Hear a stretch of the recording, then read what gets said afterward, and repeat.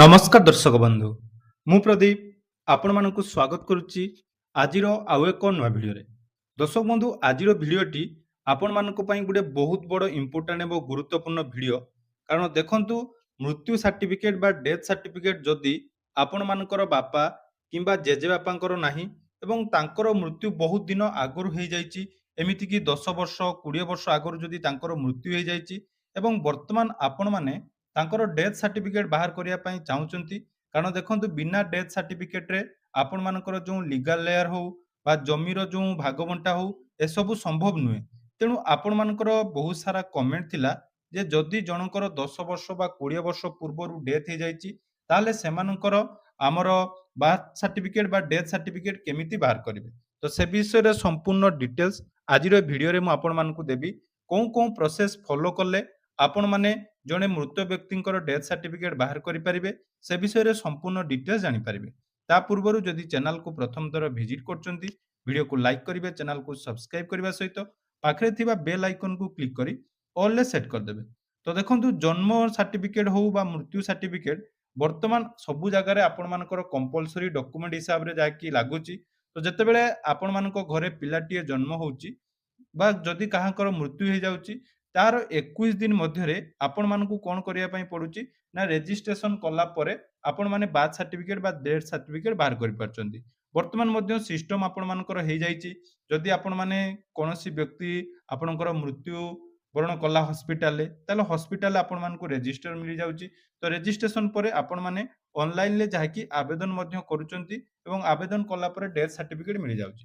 କିନ୍ତୁ ପୁରୁଣା ସମୟରେ ଅର୍ଥାତ୍ 10ରୁ 15 ବର୍ଷ ପୂର୍ବରୁ ଯଦି ଆମେ ଦେଖିବା, ଆପଣମାନଙ୍କର ବାପା କିମ୍ବା ଜେଜେବାପାଙ୍କର ଯଦି ଡେଥ୍ ହେଇଛି ଏବଂ ତାଙ୍କର ବର୍ତ୍ତମାନ ଡେଥ୍ ସାର୍ଟିଫିକେଟ୍ ଆପଣମାନଙ୍କୁ ଦରକାର ପଡୁଛି କୌଣସି ବି କାମ ପାଇଁ, ଆପଣମାନେ ଜାଣିଥିବେ ବର୍ତ୍ତମାନ ଯୋଉଟାକି ଏଗ୍ରିଷ୍ଟକ୍ ଫାର୍ମର ରେଜିଷ୍ଟ୍ରେସନ ପାଇଁ ବହୁତ ଚାଷୀ ଭାଇ ଭଉଣୀମାନେ ପ୍ରୋବ୍ଲେମ୍ସରେ ପଡୁଛନ୍ତି ଯେ ତାଙ୍କର ବାପା କିମ୍ବା ଜେଜେବାପାଙ୍କର ଡେଥ୍ ସାର୍ଟିଫିକେଟ୍ ମିଳିପାରୁନାହିଁ। ତ ଦେଖନ୍ତୁ, ତାର ସମ୍ପୂର୍ଣ୍ଣ ପ୍ରୋସେସ୍ ମୁଁ କେମିତି କରିବେ ସବୁ କିଛି ଡିଟେଲ୍ସ ଆପଣମାନଙ୍କୁ କହୁଛି।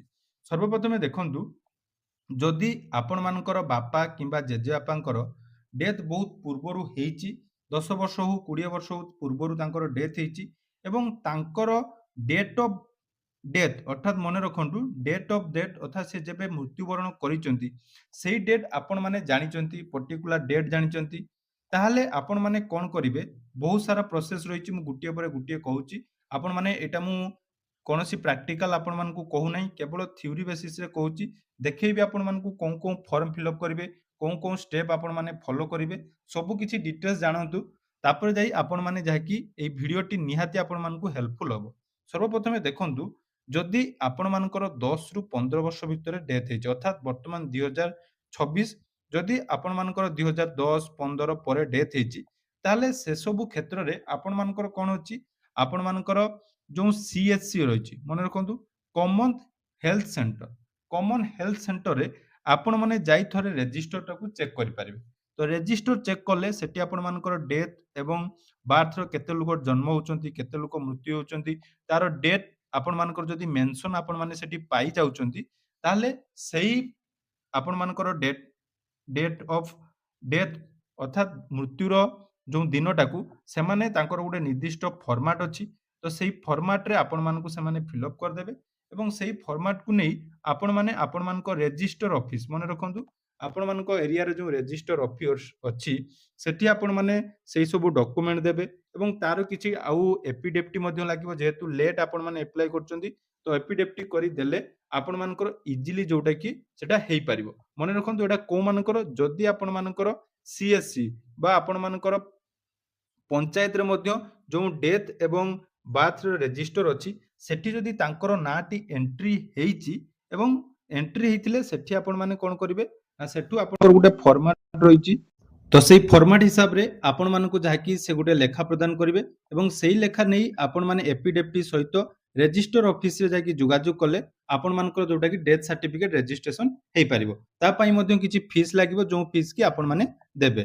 ଏବେ ବର୍ତ୍ତମାନ କହିଲା, ଯଦି ଆପଣମାନଙ୍କର 10-15 ବର୍ଷ ପୂର୍ବରୁ ଅର୍ଥାତ୍ 20 ବା 25 ବର୍ଷ ବା 30 ବର୍ଷ ଏମିତି ଯଦି ପୂର୍ବରୁ ଆପଣମାନଙ୍କର କୌଣସି ବି ଉତ୍ତରାଧିକାରୀଙ୍କର ଡେଥ୍ ହେଇଛି ବା ଆପଣମାନଙ୍କର ବାପା ବା ଜେଜେବାପାଙ୍କର ଡେଥ୍ ହେଇଛି, ତାହେଲେ ବର୍ତ୍ତମାନ ତାଙ୍କର ଯଦି କରିବା ପାଇଁ ପଡ଼ିବ, ଯଦି ତାଙ୍କର ସିଏସସି ବା କମନ୍ ହେଲ୍ଥ ସେଣ୍ଟରରେ ଆପଣମାନଙ୍କର ନାଁ ନାହିଁ ବା ଆପଣମାନଙ୍କର ପଞ୍ଚାୟତ ରେଜିଷ୍ଟରରେ ମଧ୍ୟ ନାଁ ଏଣ୍ଟ୍ରି ହେଇନାହିଁ, ତାହେଲେ ସେ କ୍ଷେତ୍ରରେ ଆପଣମାନଙ୍କୁ କ'ଣ କରିବା ପାଇଁ ପଡ଼ିବ? ଯୋଉଟାକି ମେକ୍ସିମମ୍ କ୍ଷେତ୍ରରେ ଆମର ଦେଖାଯାଇଛି ଏହି ପ୍ରୋବ୍ଲେମଟି ରହିଛି। ଦେଖନ୍ତୁ ସେଇ ପ୍ରୋବ୍ଲେମର ସର୍ଟ ଆଉଟ୍ ଆପଣମାନଙ୍କୁ କରିବା ପାଇଁ ହେଲେ ଆପଣମାନଙ୍କର ପଞ୍ଚାୟତର ଯେଉଁ ସରପଞ୍ଚ ରହିଛନ୍ତି ତାଙ୍କ ପାଖରୁ ଗୋଟିଏ ଲେଖା ଆଣିବା ପାଇଁ ପଡ଼ିବ। 2 ନମ୍ବର ଆପଣମାନଙ୍କର ଅଙ୍ଗନବାଡ଼ି ଯେଉଁ ରହିଛନ୍ତି ଅଙ୍ଗନବାଡ଼ିଙ୍କ ପାଖରୁ ମଧ୍ୟ ଗୋଟେ ଲେଖା ଆଣିବା ପାଇଁ ପଡ଼ିବ।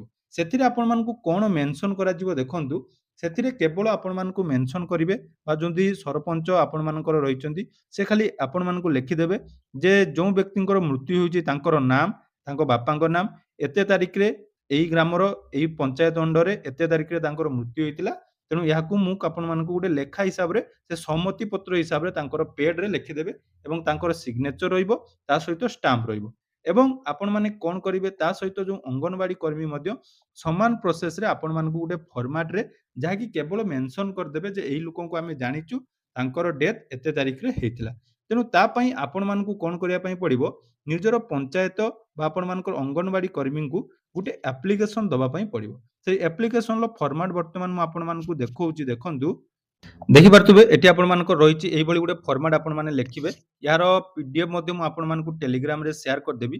ଦେଖନ୍ତୁ ଲେଖିବେ ସରପଞ୍ଚ ବା ନିର୍ବାହୀ ଅଧିକାରୀ ବା ଯୋଉଟାକୁ ଆମେ ପିଓ ବୋଲି କହୁଛୁ ବା ନଗରପାଳିକା ଯାହା ବି ଲେଖିବେ, ଜିଲ୍ଲା ନାଁ ଲେଖିବେ, ବିଷୟ କ'ଣ ଲେଖିବେ ନା ମୃତ୍ୟୁ ପ୍ରମାଣ ପ୍ରଦାନ ନିମନ୍ତେ ମହାଶୟ ସଦୟ ନିବେଦନ ଯେ ମୋର ଅର୍ଥାତ୍ ଆପଣମାନେ ଯଦି ଆପ୍ଲାଏ କରୁଛନ୍ତି ଯିଏ ବି ଉତ୍ତରାଧିକାରୀ ଆପ୍ଲାଏ କରୁଛନ୍ତି ତାଙ୍କ ବାପା, ତାଙ୍କ ନାମ ରହିବ, ତାଙ୍କର ମୃତ୍ୟୁ ତାରିଖ ରହିବ, ଗ୍ରାମ ରହିବ, ପୋଷ୍ଟ ରହିବ, ଜିଲ୍ଲାରେ ଘଟିଥିଲା।